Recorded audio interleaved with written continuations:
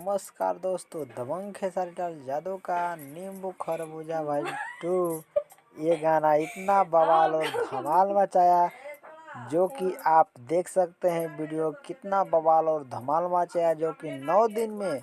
24 million plus views cross कर लिया है, जो कि बहुत बड़ा चौंकाने वाला खबर है क्योंकि ये गाना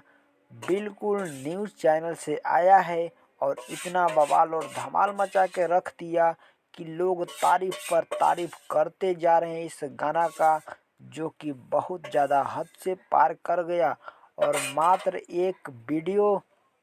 डाला गया है इस चैनल पर नींबू खरबूजा भाई 2 और समझ सकते हो एक वीडियो से सब्सक्राइबर 2,67,000 हो गया है,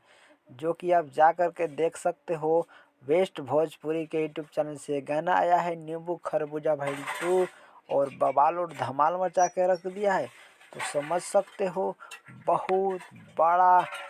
धमाल और बवाल मचाए हैं दबंग खेसारी लाल यादव। और थोड़ा सा वेट कीजिए, 1 जनवरी वाला गाना यानी हैप्पी न्यू ईयर वाला गाना दबंग खेसारी लाल यादव जी का आ रहा है बवाल और धमाल के साथ। तो रेडी रहिए सुनने के लिए। और दबंग खेसारी लाल यादव जी का वीडियो अच्छा लगा तो चैनल को सब्सक्राइब करके वीडियो को दिल से लाइक जरूर